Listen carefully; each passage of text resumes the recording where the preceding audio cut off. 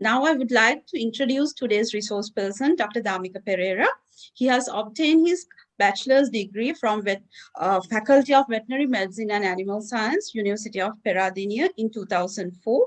Later, he has obtained his MPhil degree in Advanced Reproductive Biotechnologies from the same university.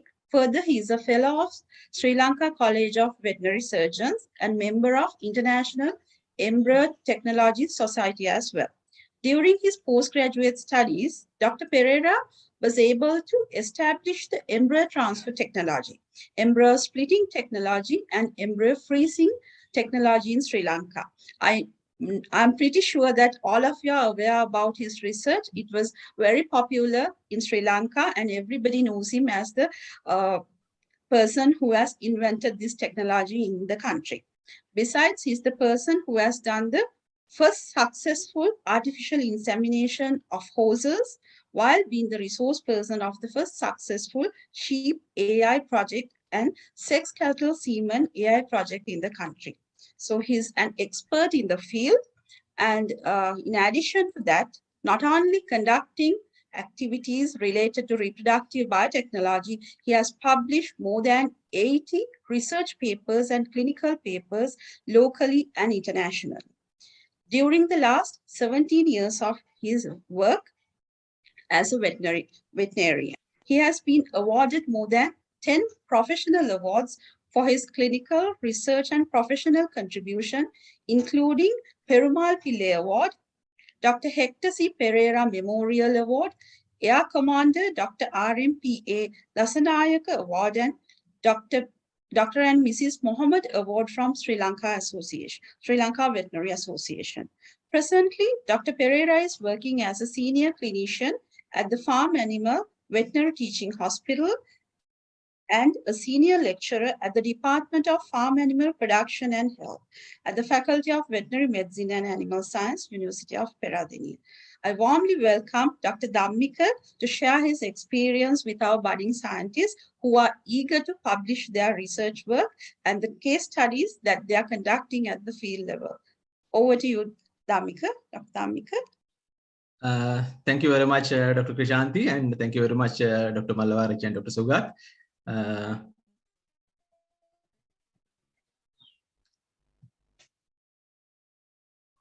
I think can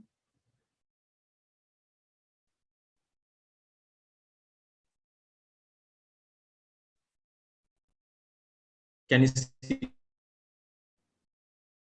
Yes, we can see my the slide. Screen. Yes, we can see. Right. I think now you can see my screen clear, yeah? Yes, we can see the slideshow. Right. And good evening, everybody. As Dr. Sugat mentioned, this is third webinar regarding this scientific writing.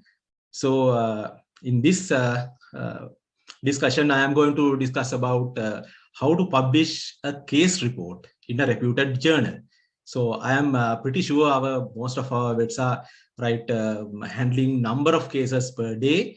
So they are working hard. They have I am sure most of you have came across many new cases. Sometimes you may have handled very rare cases. Sometimes case may be usual, but you may have different experiences. You may have tried with the human surgical techniques, so you may have different experiences. But the thing is that knowledge, that experience may be with you. You may not have shared that knowledge with our other professionals. Sometimes you may have discussed those things with your friends.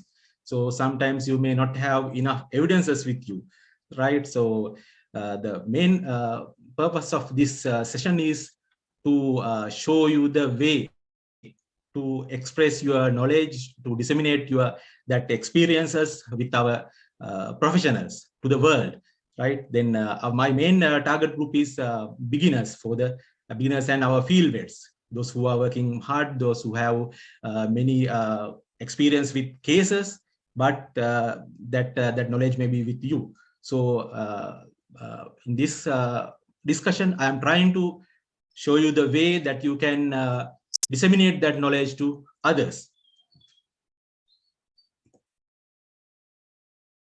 So well, at the beginning, we'll consider about the case study. So what is a case study? Case study mean the study about the real cases or the real clinical cases that you have came across while you are working, right, in your topics, maybe in your different places.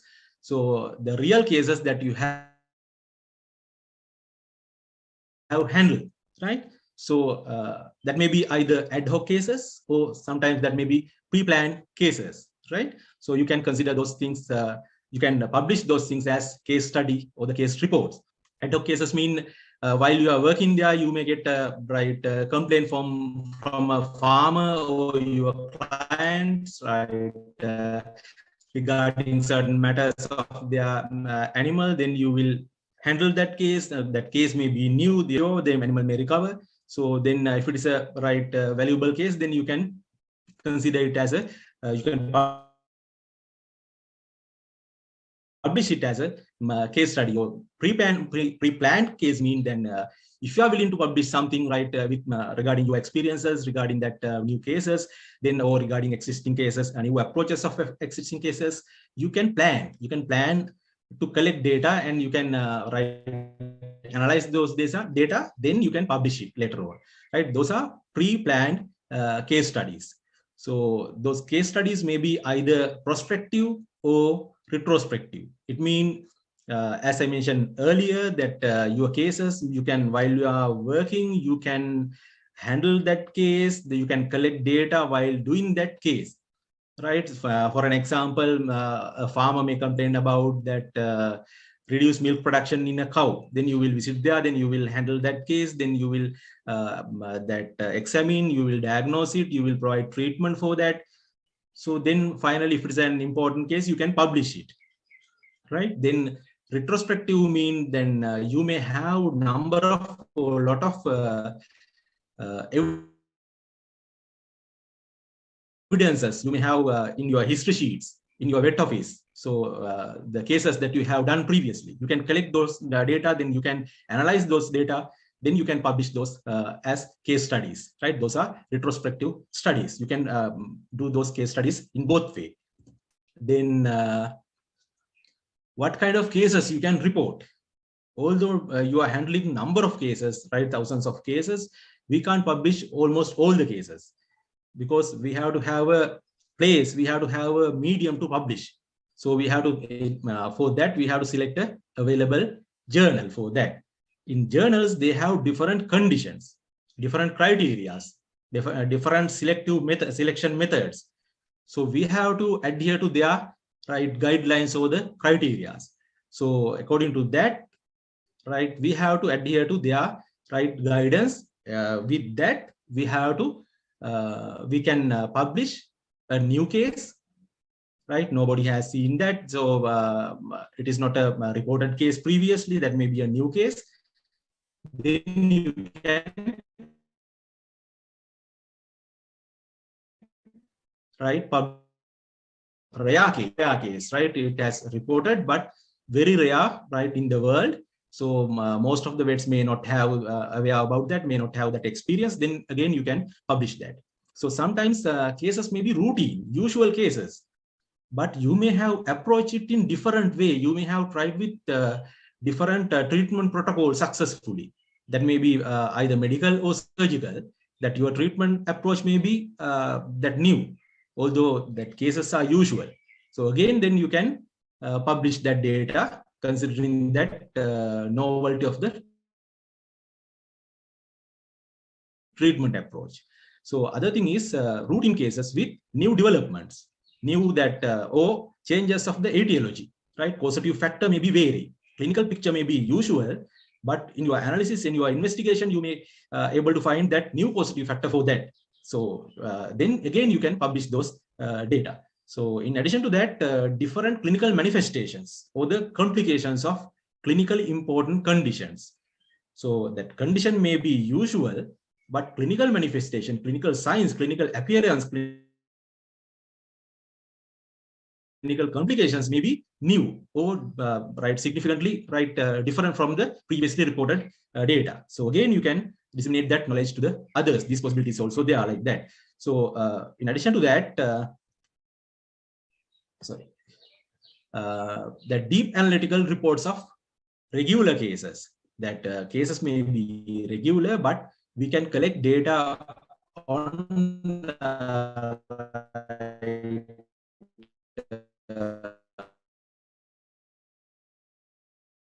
100, then we can publish those data right in a scientific journal, because that although cases are usual, you have used hundreds of data regarding the same usual type of cases.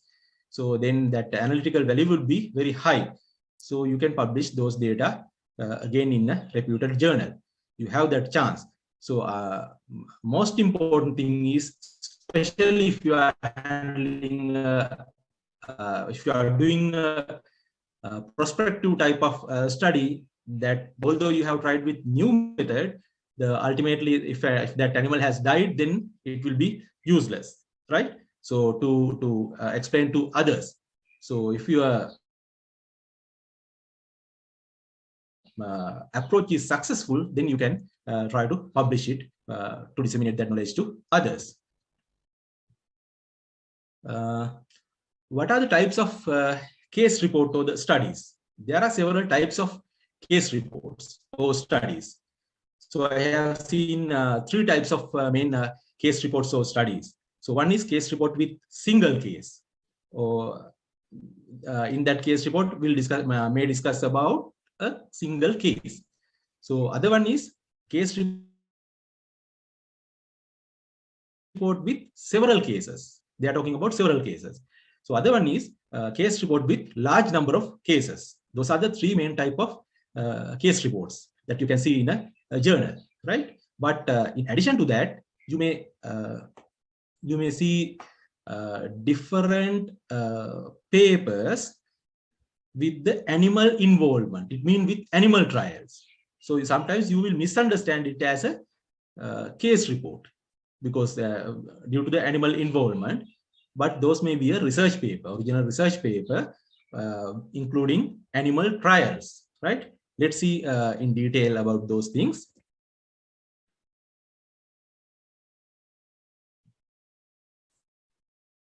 So what's a single case report? As I explained earlier, it explained only about a single case, right? That's the primary thing, single real case. If you want to publish that kind of a single case, that novelty should be very high. That should be a new case, or it's a very rare case, that our readers should have many things to learn from that article, right? So that editorial board or the journal may consider those aspects when you try to publish it in a journal. So most of the time it would be a prospective. It means while doing the case, right, may collect the data and may publish it, right? Then other thing is condition or the disease may be a common one, but new etiological, new diagnostic approach, or new successful treatment plan may be there. So with that, you can publish it, right? So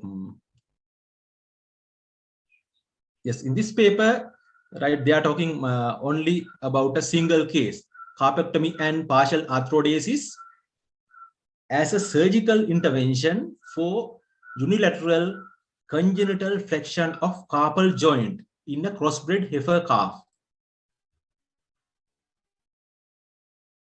So, right, they have tried to correct this congenital flexion of the carpal bone in this heifer, right? It is not a new thing. It is rare, but it is not a new thing, right? But the main novelty is the treatment approach, right? So when you get a case, do you have a treatment plan for that? think about it. So experimentally, they have tried to remove the carpal bones, right? Then they have cut the either side of the bone, which means right distal epiphysis of the radius and ulnar bone. Then other thing is the proximal epiphysis of the metacarpal bone, right? Partially they have removed that, then they have corrected, right? So successfully, finally, here you can see the right walking of animal with that treatment. So that treatment plan is novel. It is not reported in a book. So reputed journal, right? Likewise. So now here I am talking about the other possible case report. So in that case report, we can see now about regarding number of cases, maybe 100, maybe right 1,000, maybe right higher number. So main thing is, anyhow, we have in this paper, we have to consider about the existing real cases, not an artificially made cases, right? So that report may discuss about the real cases, right? The cases may be common regarding common condition, right?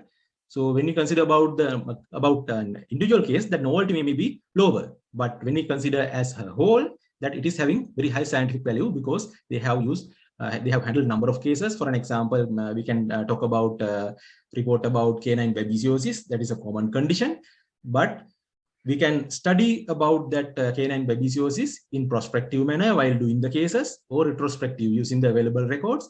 So especially if you are doing it prospective manner, we have to plan it, we have to record all the data, right? So we can do the special analytical part, we can do special diagnostic test, right, to collect more data, right? So then finally we can publish that higher number of data, so we can analyze it, right, using the statistical techniques, right, methods.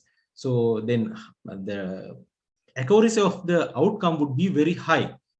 So higher analytical and scientific value would be there. So with that, you will get a higher value to your paper, right? So for that, we have to prepare a data collection sheet, right? So without using a data collection sheet, we can't plan this kind of cases, right? So case reports. For that, you have to have a pre-plan, right? Then you have to collect data, right, according to your plan. Then you can analyze it, right?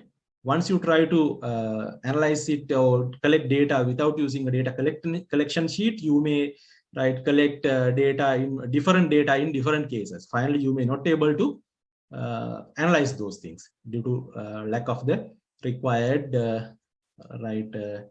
data with you.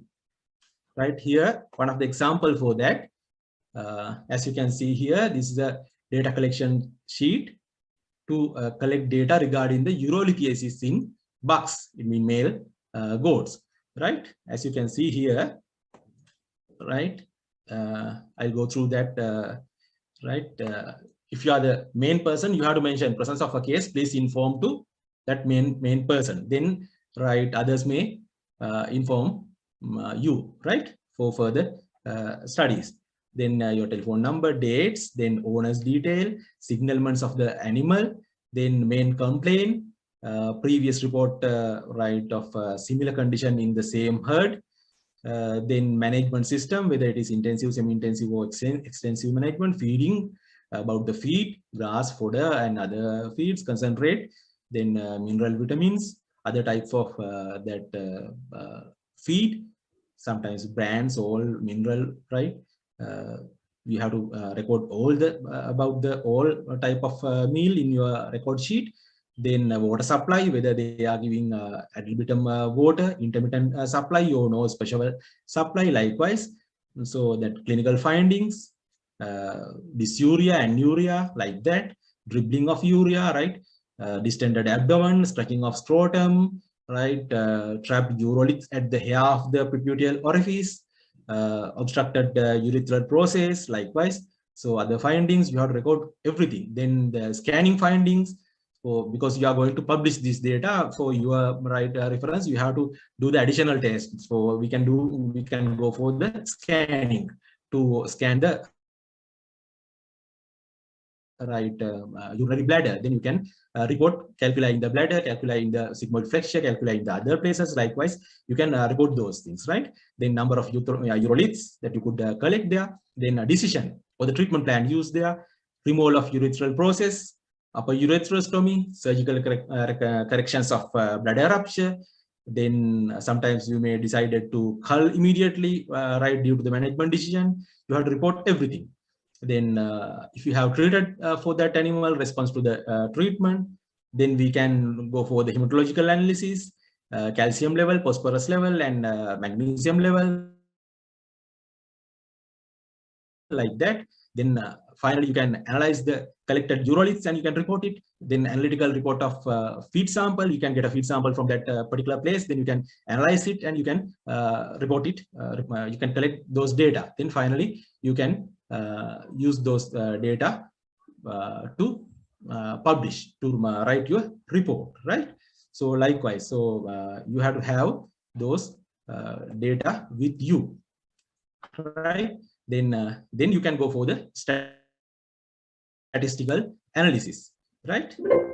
So we'll try to see a example regarding this kind of paper. It's talking about the classification of glomerular disease in dog, right? Simply type of kidney disease, right? Those are common conditions in dogs, but they have, and in this case report, they have handled 89 cases, right? They have collected biopsy samples, then they have checked 114 lesions, right?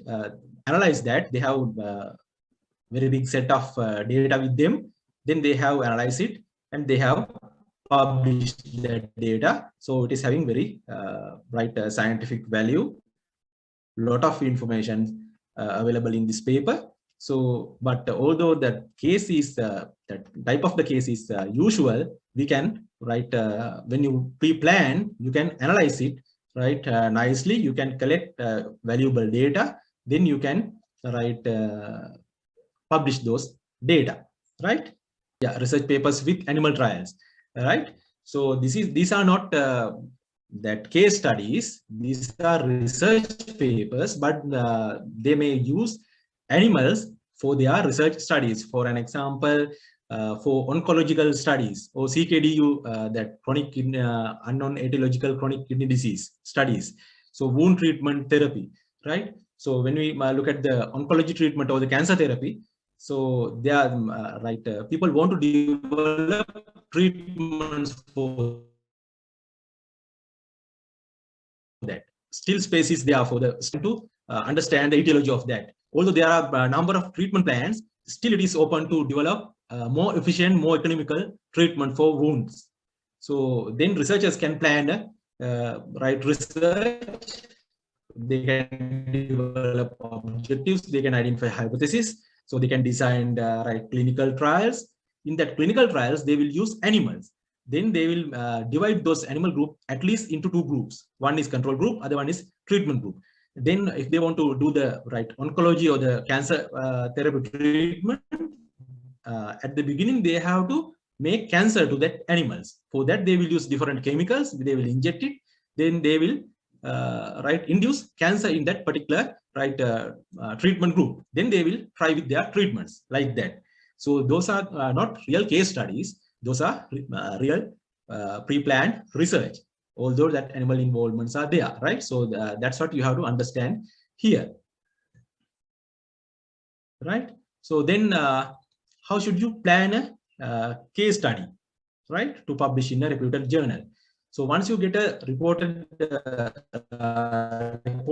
cases or cases, you have to decide the required facilities and collaborators, right? Because always you may not have that required facilities with you. right, in your place, in your wet office, or in your working place. So then you have to identify the required facilities, right, and available places. So then you can discuss with the chief personnel of that place. Then you can come to agreement to collaborate for this study. Then as a return, you can give that authorship in your publications to them, right? You have to keep records in writing about all the steps, history, report of diagnostic test, procedures, everything, right? Then you have to make arrangements to get all the necessary images, right? Especially when you are going to publish a case report, you have to have that image-based evidences with you, right? You may have done very important cases, but you may not have that evidences, especially images of it. Get the client contact details for the follow-up, right? Definitely you have to have a follow-up content also in your report, right? Then you have to follow up after several months, several days, several weeks. Then you have to have that idea. Then before, although you have all the necessary data, you should not start writing a case report, right? Instead of that, you have to start from the selection of suitable journal, because that you can write a report, but your report may not be compatible. Best thing is you have to select a suitable journal, right? So how to select a suitable journal to publish a case report, right? For that, you can go to the internet. Then you can go to a search engine, type in just like Google search. Then you can just type veterinary journals. Then you will get different types of veterinary journals, right? This is the simplest way. Then that may include fake journal, true journal, right? Index or not, right? Different type of journals, maybe they are in that list, right? Then sometimes you will get fake advertisement, right? So fake advertisement means you will get when you search like that, you will get advertisement saying that if you want to publish this is the easiest method, we will publish your any type of report within 1 week, within 2 weeks, like that. You have to pay only minimum amount, like that. So we can't publish this kind of case report within 1 week or 2 weeks, right? Those are fake advertisements, right? Their main objective is collecting money from you, right? So that kind of fake message may get, yeah, right? You have to be careful, right? To avoid that, we can go for much more information, right? We can search for index journals, right? Google Scholar, SGR, SCI journal. So there are different type of index journals. Indexing mean, when I explain it simply, there are bodies that non-profit oriented bodies. They are ranking available journals according to the impact and the scientific value of those journal. They will rank it, right? There are different type of ranking system. Those are the Scopus, Google Scholar, SGR, SCI, right? Those are different type of ranking system when I explain it simply, right? So then we have to check the when we have to open the journal site, right? You will get a list of journals. Then to see more detail, we have to select one of them. Then you have to go for the journal site. Then when you go to the journal site, you will see a icon about the journal, right? Then you have to click it. Then you have to click it. Then you will see about the message about the journal, right? So frequency of publishing, right? Then that organizing body about that, or different information about the journal, right? So I'll try to show you one example.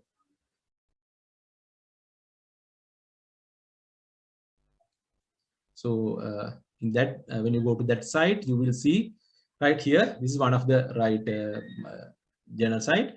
So here you can see about you. When you click here, then you will see this message, right, about the journal. They may explain about the journal briefly, right? Then you can have an idea about that journal, about the publication body, that frequency, right? You can have an idea about that, right? So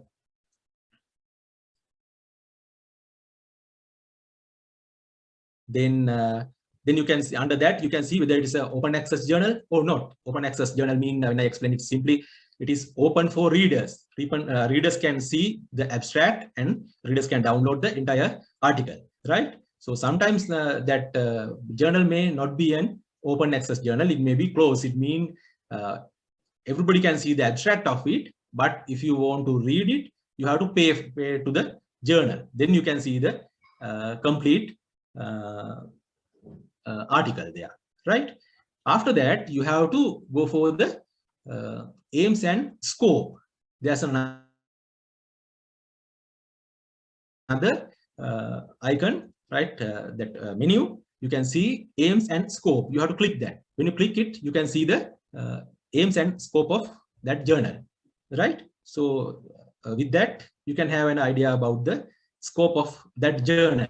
Here you can see the at the left upper corner, you can see about the journal, then aims and scope. When you click it, you can see the aims and scope of it. Under that, they have explained about the, right, their scope. They are whether they are accepting research papers, whether they are accepting review papers, whether they are accepting case reports or not. Likewise, you can get many information and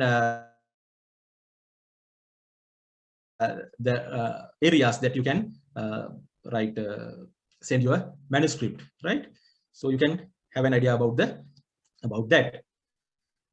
right? Then you have to see the guide to authors. That's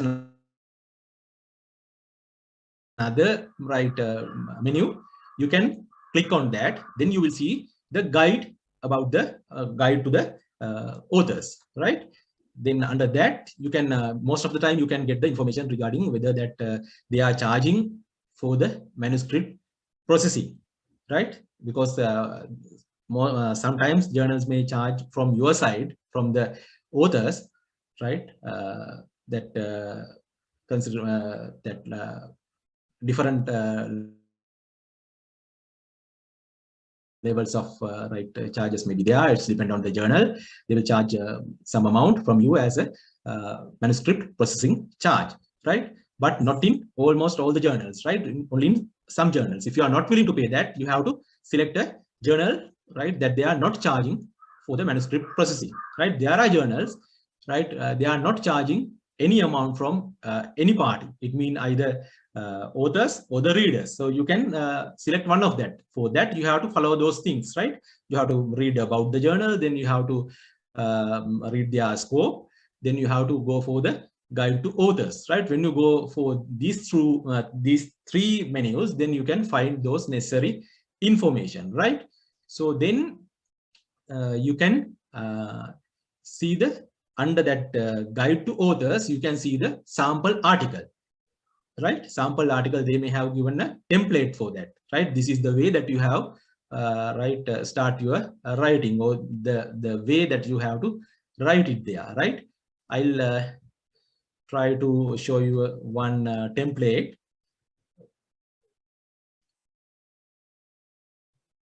Right, I think you can see this template. This is the template sample article. So that if you want to publish that your case report in this journal, you have to adhere to this template, right? You have to write using Word 97 to 2003 type documents. Then you have to write your font size should be 11. Then table, figures, references should be in 10 font size should be 10. Then you have to have this hide extra bars and tables. Extra bars mean you can use only in your table, you can use only horizontal lines. You can't use vertical lines, right? That's the meaning of that. Then they have given templates. See, this is the way that you have to write that title. It means capital block letters. If you are adding some scientific names, that should be italic, like that. Then author's name, right? Likewise, you have to write that article according to this template, right? So see here, you can see that. So you have to write it as a single column, right? I'll try to show you another one. Right, this is one of the manuscript written according to that template, right? So adhering to that template. So according to that template, we have to write that article as a single column. We have to write it there. Then we have to add all the figures according to that guideline at the end of the article, like this, right? Then finally you have to add the references. So that is the way that we have to submit it according to their guide. How to maintain 1.5 or 2 gap in between two lines, right? That's how you should submit it, right? So this is the published article according to that guidelines. We have submitted that manuscript, right, according to their guideline as a single column article. Finally, they will do the page setup according to their publication criteria. So they have published it as a 2-column article. So in addition to that, they have added pictures to the necessary places, right? So not at the last of the article, right? So they will do that part, but we don't want to do this part. We have to adhere to their guide. So we have to submit according to their guideline. So then because they that editorial board have to submit that your manuscript to a panel of reviewers. So that should be easier to review that. So for that, we have to send it as a single column, right, with double space like that, according to the journal guideline, right? Then, right, after that, you have to see a published case report in a current issue, right? If you have selected journal A, then you have to go to the current issue of that particular journal. Then you have to see a published article, published version of an article, right? Then with that, you can have a broad idea about their publications, right? Then you have to start writing the case report according to the experience or the information that you have gathered, after going through the guide, template, and published report of the particular journal, right? First, you have to go to that journal site. Then you have to read about the journal, right? Then you have to see the aims of that journal. If those are compatible, if they are willing to publish a case report, then you have to go through the guide. Then according to the guide, according to the template, according to the published report, then you can start writing, right? Then your article may be compatible with their requirement, right? So otherwise, when you try to start that writing blindly, that may not be compatible with the journal requirement, right?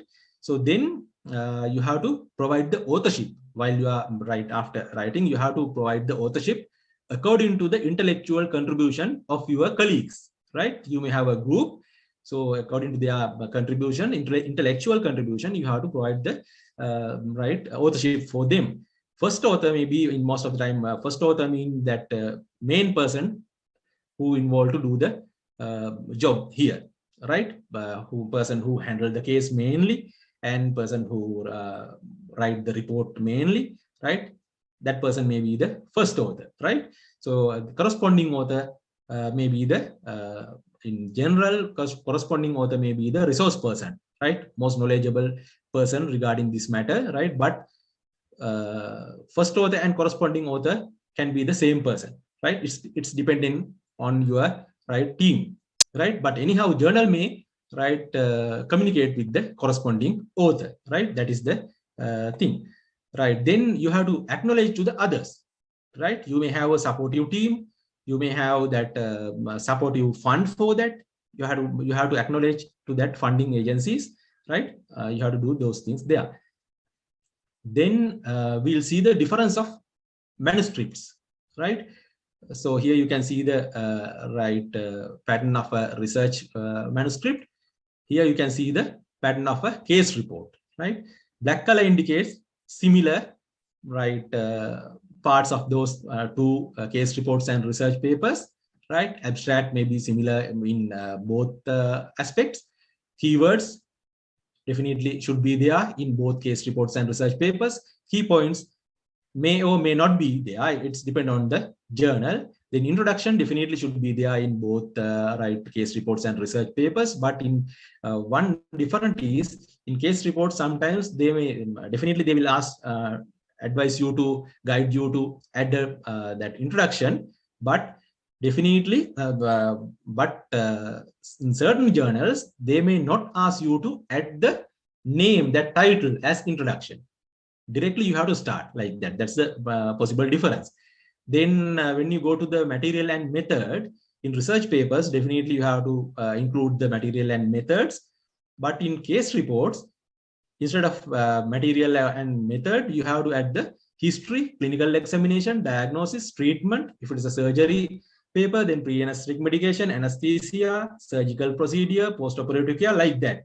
So including that outcomes of your study, then follow-up results, right?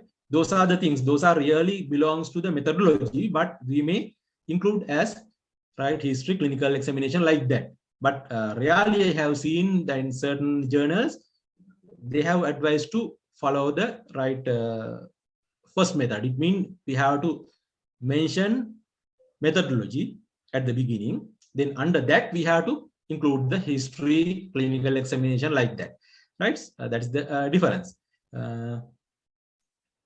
So then when you consider about the structure of the paper, you have to start from the abstract, right?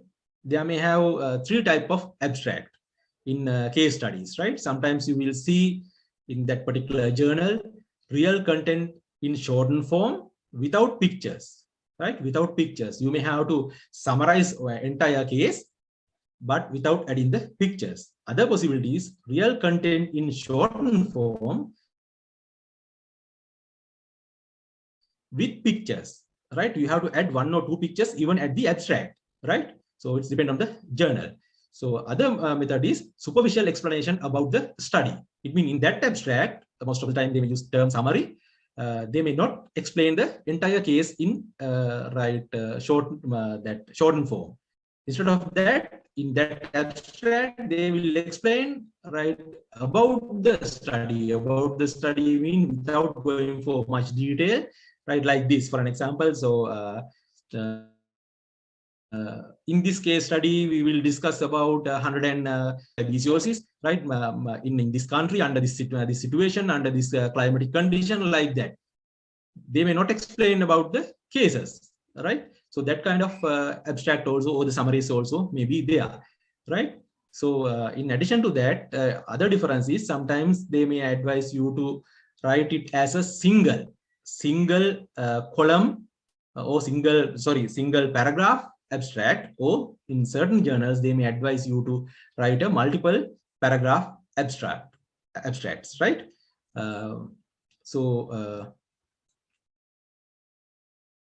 next point is keywords and key points. After the abstract, you have to add keywords. So what are the keywords? Keywords mean main or common words, right, that you have used in your article, right? Most important main common words, right? If you are writing about equine case, so horse may be one of the key term there, right?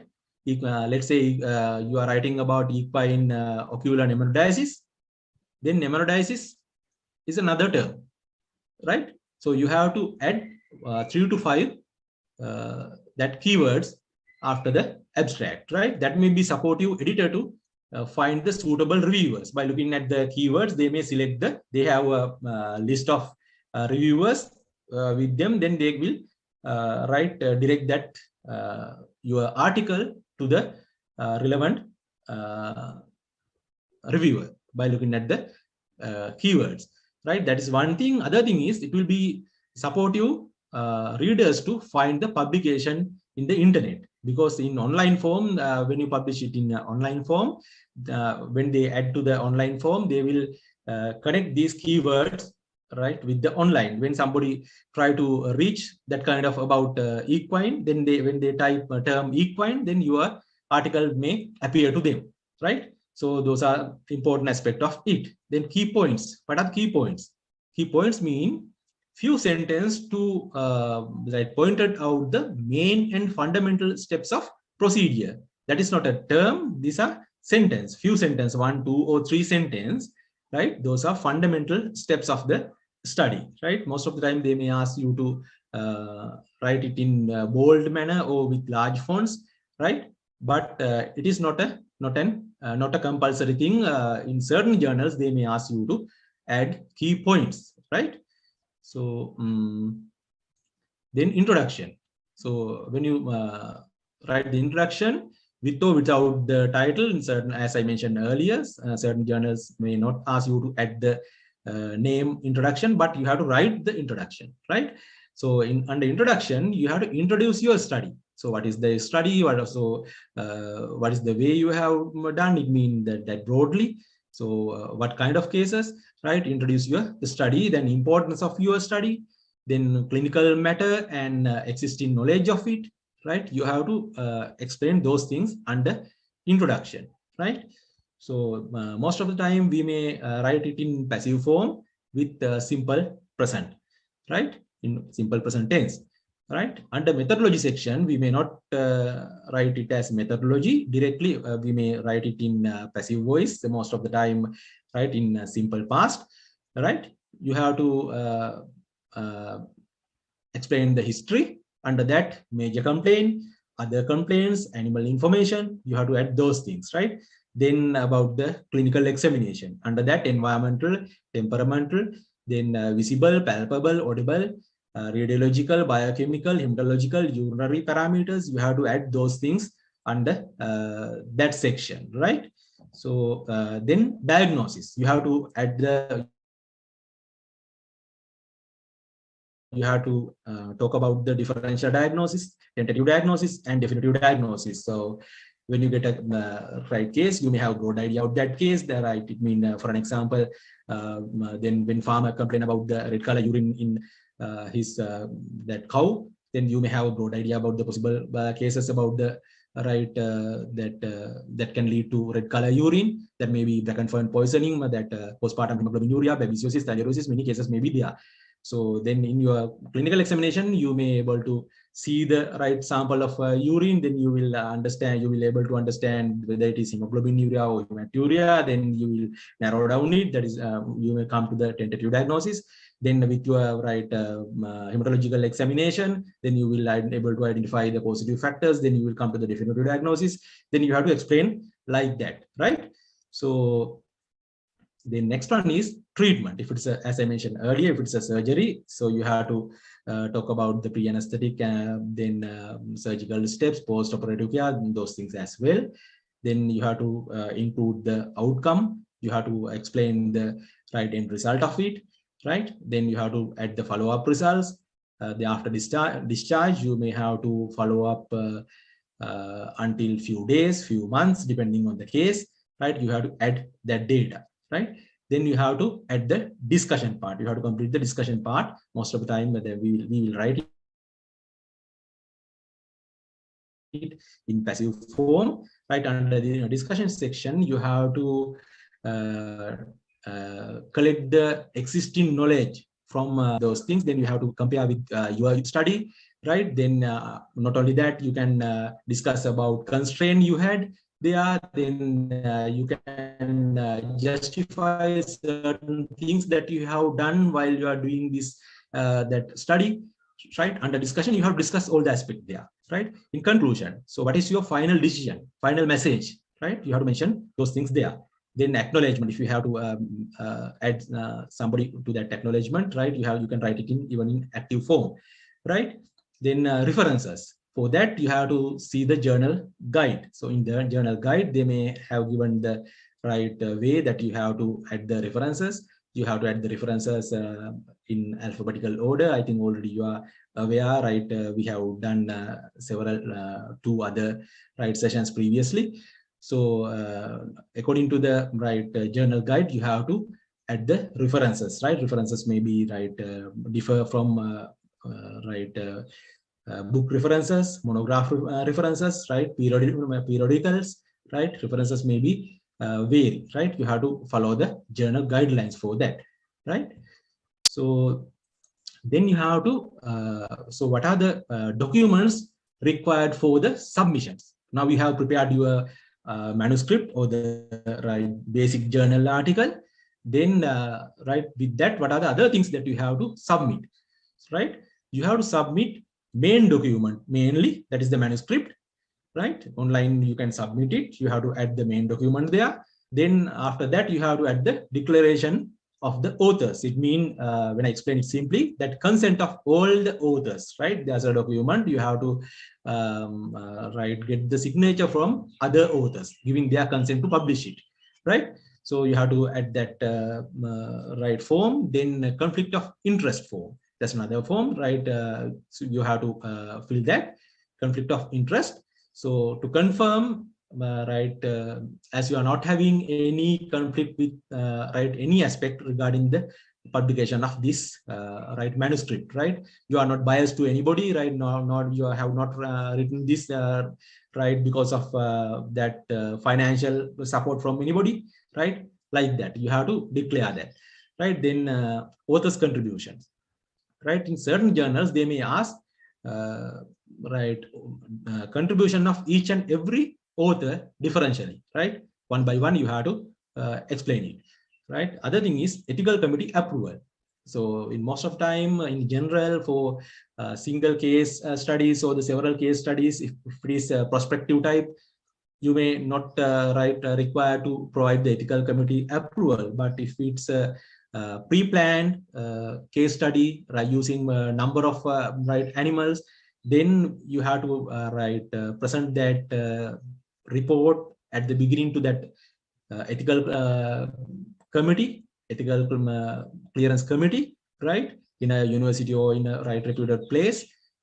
Then they will consider your proposal. Then they will issue the ethical approval, considering that involvement, right, or the welfare aspect of animal, right? That things that do, considering the things that you are trying to do there, right? Then you have to submit that approval also.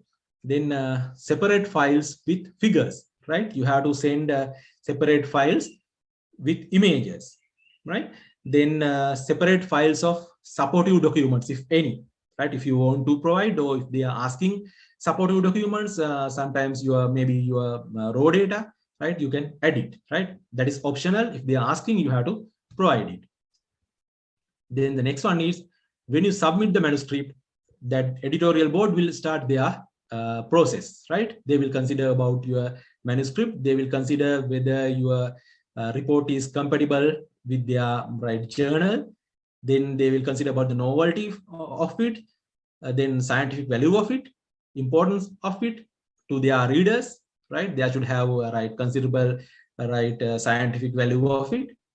So then they will check for the plagiarism, right? When I explain it simply, right, you may, especially at the discussion introduction, you may get certain information from another published article or another journal, right? You will include that information to your article, right? But sometimes if you are trying to add that information as yours without giving the required credit to them, right, without putting that citation there, so that's a big mistake, right? Then there are softwares to identify that.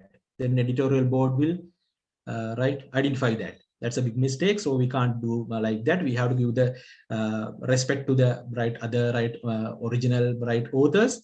You have to mention the citation with that part. So similarity index, I mean, when I explain it simply, so it is not a big mistakes, right? When you get that ideas or the existing knowledge from the another article, you may add it to your article. You may add the citation there. You may give that other references there. You may add about their detail in your reference list. But the sentence may be more or less similar, right? You may have used that same sentence in your article as well, or with small differences, right? Then with the softwares, they will identify those things that similarly in, right, already published and your article, right? Then after that, they will consider that, they will assess it, they will grade it, right, as a percentage. Then that is not a right big mistake. The most of the journal may allow you to publish, right, if it is less than 30%, right, in similarity index. In certain journals, that should be 20%, less than 20%. So if it is higher than that, they will inform you, right? We'll ask you to do the necessary changes of your sentences, right? Likewise, then if it is satisfied, then they will direct your article to the reviewers for the double-blind peer review process. So what is the meaning of double-blind peer review process? So double-blind peer review process means where that editorial board may send your article or manuscript to the reviewers without giving your information, your personal information to them. They may not aware about you, right? Then after their evaluation, they will send their right explanation, right, their report to the editorial board. Editorial board may direct that report to you, but without giving their information to you, right? Both parties are blind, right? That is very important to maintain the quality of the journal, right? So then reviewers' decision may be vary, right? Reviewers may have different decisions, right? So in that reviewers report, they may consider about the that novelty, that scientific value, whether you have explained that case completely, whether it is repeatable after reading your case report. Any other person can repeat it, when any other person can apply to the field, right? Whether you have given the required amount of information, right? So they will consider those aspects. Then finally, they will give their consent, right? Whether they are approving it to publish, or whether they are approving with minor corrections, major corrections, or whether they are rejecting your manuscript, right? In general, that editorial board may send your manuscript to two referees or the two reviewers. Then if they are giving two different final decisions, if their decisions are controversial, then they will send it to another reviewer. Then finally, they will decide about your right publication. So how to reply the editorial comments and or reviewers comments, because after the reviewing, right, after once the editorial board get the reviewers comment, they will direct it to you, right, with their comments. Then when you see their comments, sometimes you may get angry, right, because sometimes they will ask you to do certain changes, they will ask you to remove certain parts, they will ask you to rewrite certain parts, right? So number one, you have to do the amendments that they have asked you to do, but sometimes you may not agree with certain parts of that, right? Don't worry, you have to justify it, why you have done it like that. You can justify it, right? But you do not respond angrily, right? You have to reply politely. So you have to respond within a given time. They may provide some a certain period to reply, right? You have to provide the reply within the given period, right? So then what are the probable reasons to reject your paper, right? One thing is low scientific value or novelty, right? As I mentioned, explained earlier. Other one is poor writing language skills, right? Or pattern of the journal. If you are not writing according to the pattern of the journal, then they may reject it, right? Other thing is incompatibility with the scope of the journal, right? They may have right scope. That's why you have to read their scope at the beginning. So then other thing is violation of the journal guidelines. That's why you have to follow the guidelines. If you are not writing according to their guidelines, they will reject it, right? If those are minor errors, they will ask you to correct, they will highlight it, right? If you are totally violating, they will reject it. Other thing is poor or inefficient response to the editor or the editorial board, right? They may send you the message, right, asking respond within 10 days. Then within 10 days, you have to reply, right? then or else they may send two reminders, then they will, right, forget about that, right? Other thing is lack of acceptable evidence. If you are going to publish a case report, you have to have acceptable reports. That's why I ask you to keep all the necessary information with you, right? Especially images, right? If you are going to publish a case report, you have to have real evidences with that. Then lack of repeatability. Although you have explained that case report, right, with the images, everything, but you are not explaining everything. There's a hidden part, right? You are not giving it. So then again, they may reject it, right? So repeatability should be there. Other thing is inability to pay the manuscript processing fees. If you have selected that kind of journal, definitely you have to pay it, right? Sometimes for country like ours or developing countries, they may use certain deductions, right? So you can ask for that, you can demand for that, they will give that, right? When you do it accurately, we'll select for the next volume of the journal, right? Then corresponding author will get the email regarding that. They will communicate with the corresponding author, right? You can see your paper on the site in the next volume of the journal. Then sometimes corresponding author may get the hard copy if they are publishing as a hard copy, right? So you will get invitation from even other journals, because if you are publishing it online, right, everybody can see that. Then other journals may, right, invite you to publish your next publication or the article in their journals, right? Likewise, you will get chance to that event, right? So those are the main things that I have to highlight here. I would like to acknowledge SLVA, Sri Lanka Veterinary Association, organizing this valuable webinar series. So and all the journals that I have taken informations to share with you, and all of you sharing your valuable knowledge with me. Thank you very much. Thank you, Dr. Dammika. Now the session is open for question and answers. I kindly invite you all to raise any questions that you need to clarify, because I know all of you are very competent clinicians, competent surgeons, and veterinarians who are practicing. So if you have any questions that you would like to clarify about writing a case report, case studies, please ask from Dr. Dammika.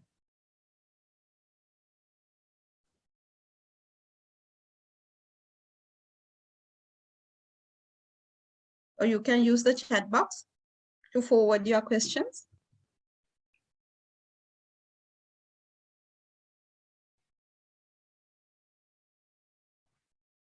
Dr. Dammika, can I ask a question? Yeah, sure. Do we have to consider about the ethical considerations when we are publishing this type of case studies?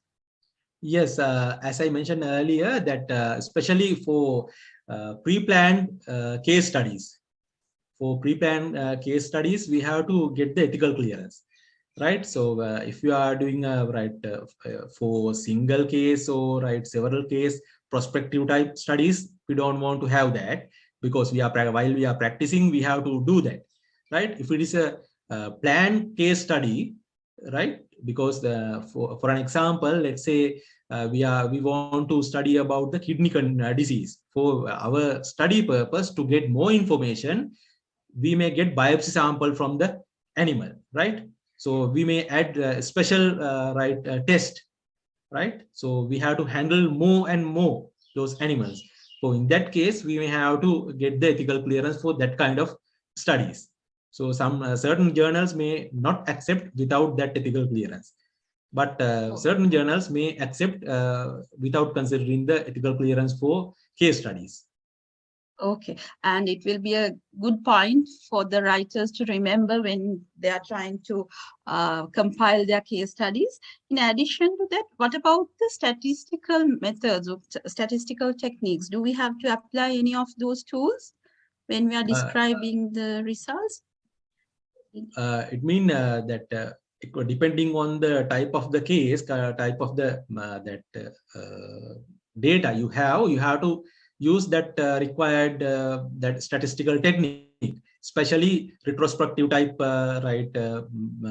case study with large number of cases, right? Or not necessary to be the retrospective with prospective studies even, right? If your case number is very high, you may have a large number of data set. Then for the analysis, you have to go for the statistical analysis, right? For in that case, better to consult a statistician. Then before start your study, then they will provide that required guide to you. So because that they will explain about the required number of cases to analyze to apply that particular test. Likewise, before start that type of case study, you have to, that's why I mentioned earlier, you have to consider about the resource personnel, right? If you are not aware about that particular thing, if you not have that particular facility with you, right, you have to identify the required personnel. Sometimes if you want to do the PCR, you have to identify the place that available, right? If you are not much aware about the statistical technique, then you have to consult a statistician, right? You can include a statistician into your group. Then you have to discuss about your plan. According to that, you have to prepare the your data collection sheet. Otherwise, finally, you may have difficulty to add the stats, right? For that kind of thing, because certain test, you may not able to add certain test due to your failures, right?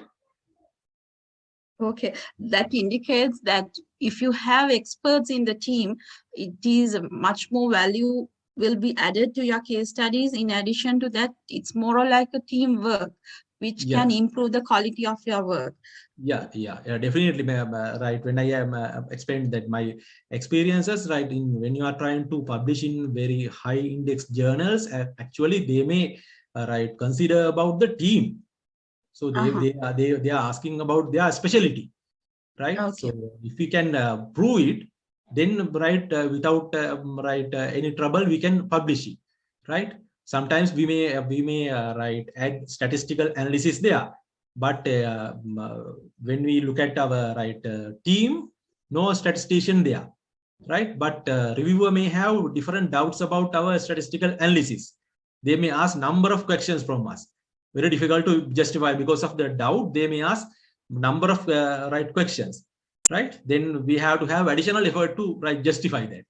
So if we have an statistician in our team, right, then definitely we may have that strong paper with that in statistical aspect. Then in that aspect, we can publish it without trouble from the reviewers, right? Reviewers may not highlight much about different doubts, right, in statistical aspects. Okay, and what about the archived records? Can we use those records for developing a case study?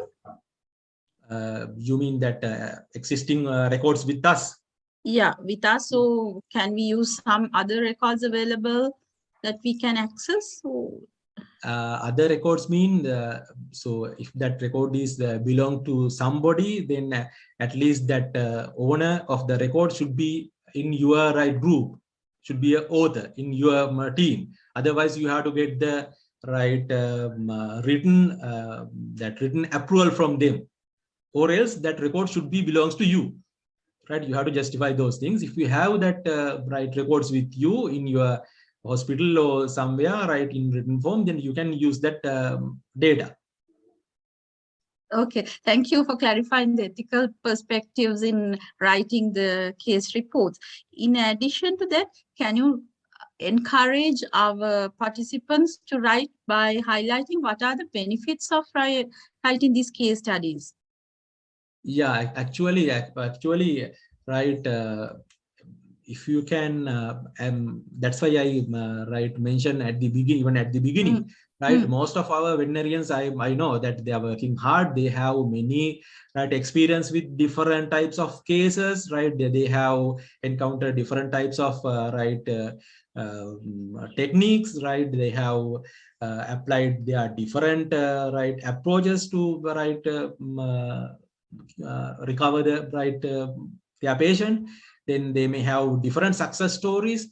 So one thing is, the number one is, if you are willing to publish those data, right, then others can learn something from you, right? If you are willing to disseminate your knowledge, right? Then our veterinarians, right, who working in the world may see that they will catch something from you, right? So you have contributed to disseminate that knowledge, so to broaden the knowledge in the veterinary field, right? So as an institute, if you are working in a academic institute, it is a very supportive to try develop. It means that ranking of that institute, recognition of that institute, and you will get a recognition, right? So that people may identify you as a very methodical person, and person who keen to disseminate their knowledge, share their knowledge with others, right? Likewise. So that is my, I think, as professionals, those are our responsibilities, right? So without keeping that very important knowledge with us, somehow we should try to disseminate that knowledge to others, right? When you try to do that, you may have many difficulties, right? So but when you do that, it's a very valuable task, and very you have worked as a responsible person, responsible professional, in the field, in the country, in the world. So that will be a very much useful thing for the future, right? So for the future generation. So by looking at your publication, sometimes that our new generations may try to develop those things further. That's how we can develop the science. So you can disseminate that knowledge with the others. So that is our responsibility. Then you can be a responsible professional, right, in the country.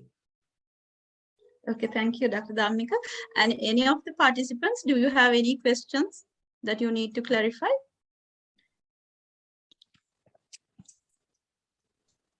Dr. Kishanti, I have a question from our Yes, Dr. Dr. Dammika. Susanta, our president.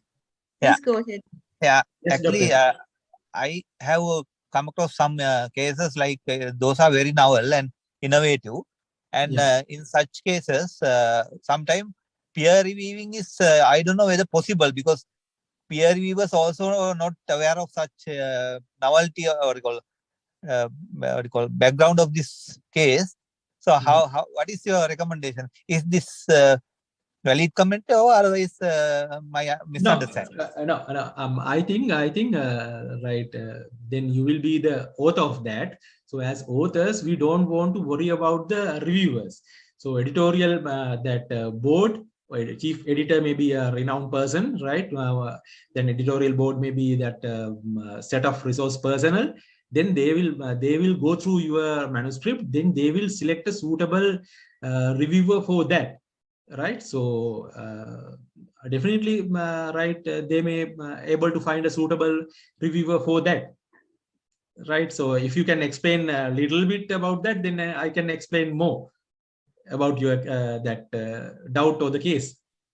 Or example is, now see, if someone is what do you call, identifying a new species of animal having different biological behavior, like that example.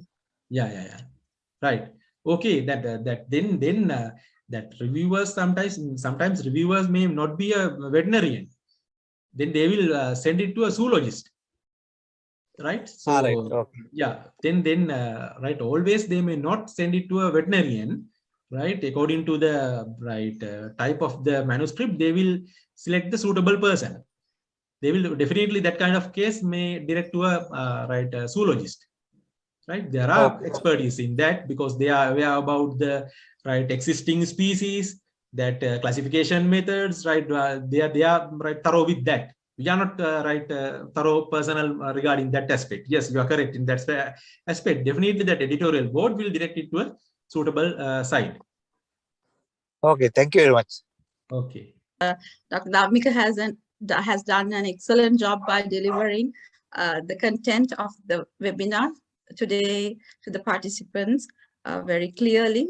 And if they have any questions, no doubt that they will directly contact you as well.